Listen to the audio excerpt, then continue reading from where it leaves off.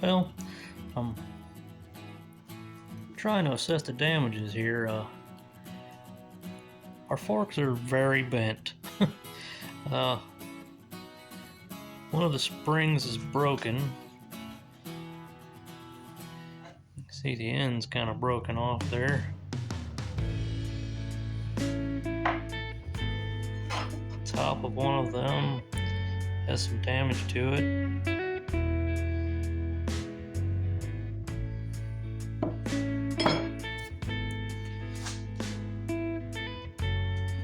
The rear suspension, we have one spring that works. The other one is pretty well stuck.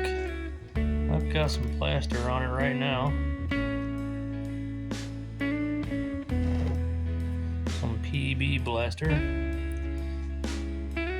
And I can probably get that back loose. Shouldn't be too much of a problem. The rear swing arm,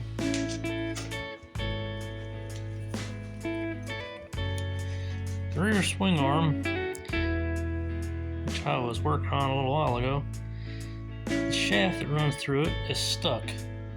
And just as I thought, I'd have to do some cutting. So I cut a slot in that there and knocked it back and forth a little bit. Did manage to get it to move some, but right now I've got some PB blaster soaking on that too, and the plan is there to finish getting it out, clean it up real good, and weld the slot back together. I've had to repair one of these before. The last time I did it, I cut the whole thing off, and that was not a good idea. It made it a pain to put back together. But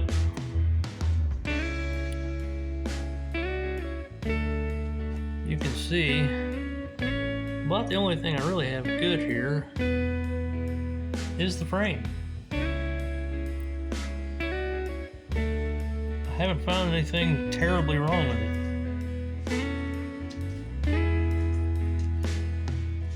It's ugly, I'll say that, but no major rust. It's flaky, but it's not rusted through. Mostly it's just the paint that looks terrible. Just everything that bolted to it's in pretty bad shape.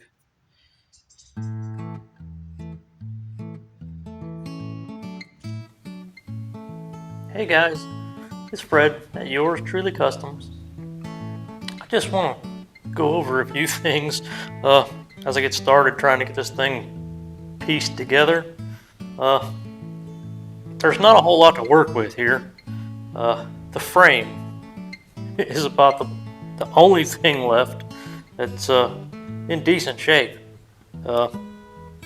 It's sat in the field for I don't know how long. It's really rusty.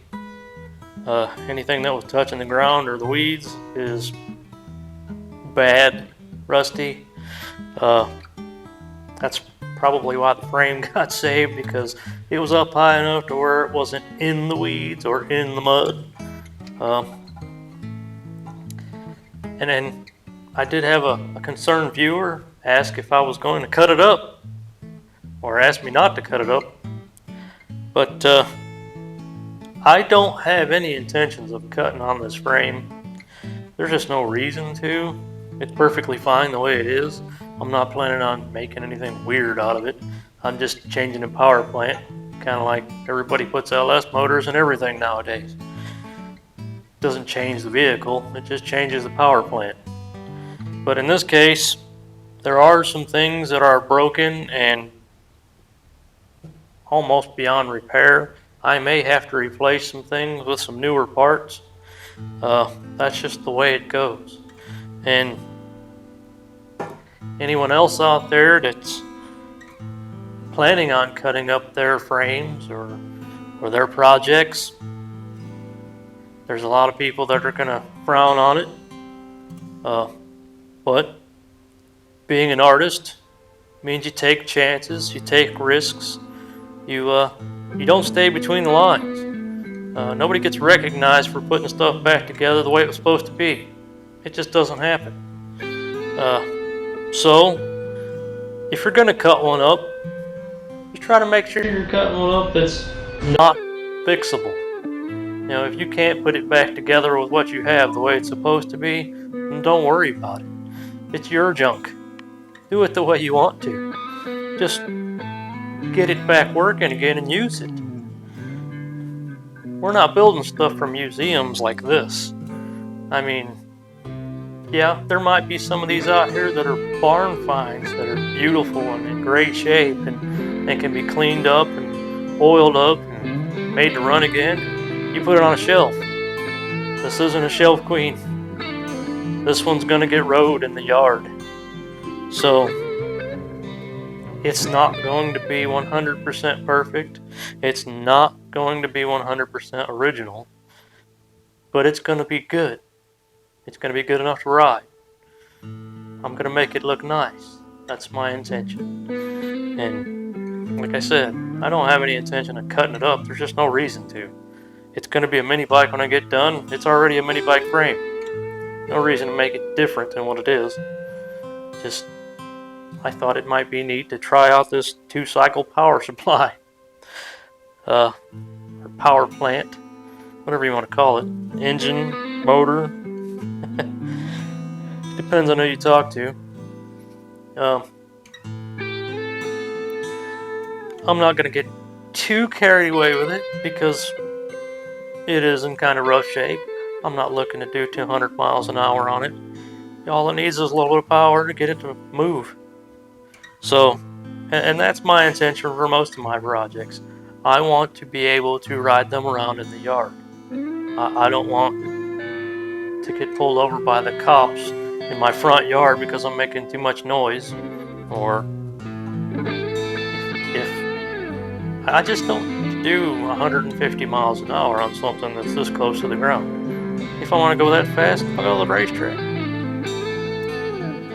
In a car. With some safety gear. Or even a motorcycle. You know? Try to keep that kind of stuff on the track. This, I just want it to putt around the yard. That's it.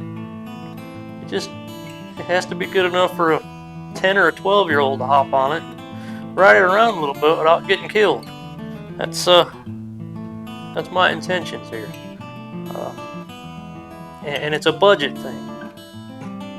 Some of you guys aren't looking to put 75 horsepower motors on a go-kart. You just want something you can ride around the yard. And this is the kind of references that you're looking for. Something that doesn't have too much power, but you want to make sure it's going to work for you.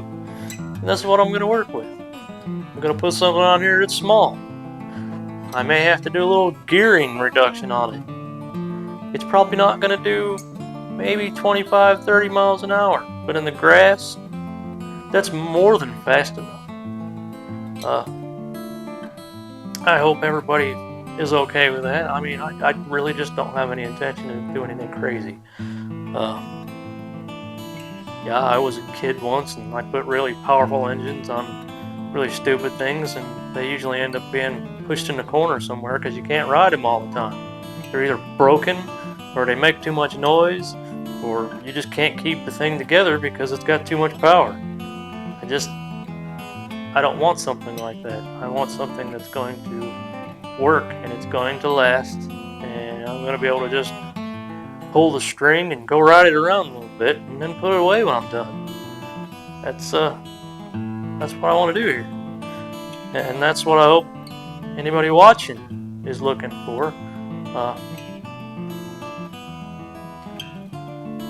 There are other channels that do crazy stuff, and that's great. I watch those guys too. They do some interesting things, and I've learned from them. I've been doing this my whole life, so it's nothing new to me, and I've seen a lot of different things. I've done a lot of different things. I like to be able to put them together and use them. That's my whole intention. That's the joy. If you put it together and you can't use it, then it wasn't very fun. Anyway, I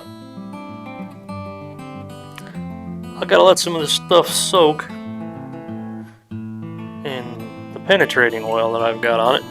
Try to get a few more pieces apart and start getting some parts ordered. This motor doesn't quite line up with the mounts, even though it's just like the original engine that was on it, which I no longer have. It was wiped out, trashed. But see, that was the thing here too. The only cutting I did was on the old Chinese one, so I could get the motor mount off of it. And be able to bolt that on here with the old motor mount.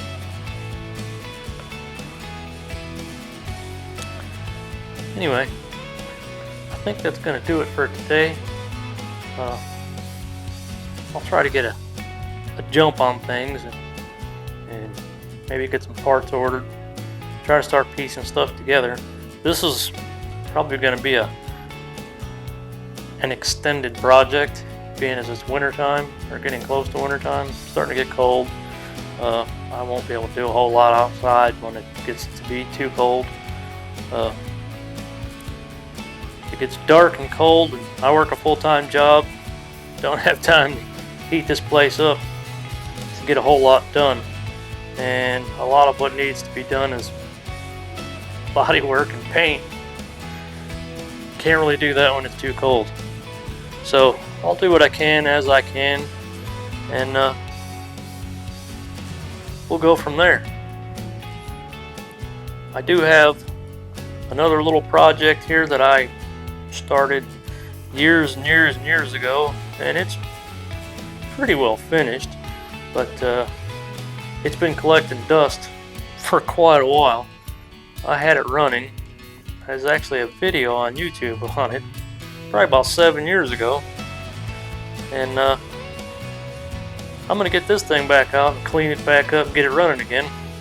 But I'll give you a little preview of what's gonna go on there.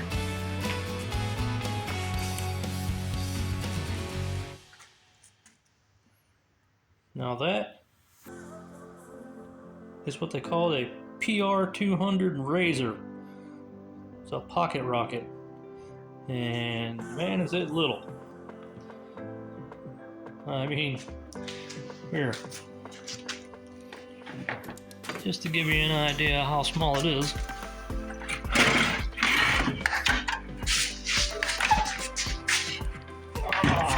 Most of you have seen a 5-horse Briggs & Stratton.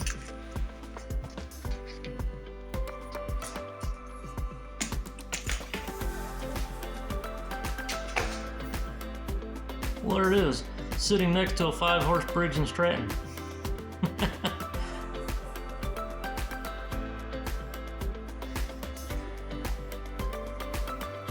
These were originally electric, and I converted this one to 2-cycle gas. My son rode it for, I don't know, a couple of years, and the batteries got to where they wouldn't charge anymore, and I decided I wasn't going to buy batteries for it. If I was going to do anything with it, I was going to put a gas engine on it, and that's what I did. So we'll dig into it, clean it up, maybe pull the carburetor off and clean it out, put some gas back in it, get fired back up running again. Kind of a revival on an old project.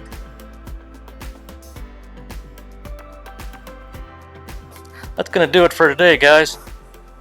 I'll see y'all next week.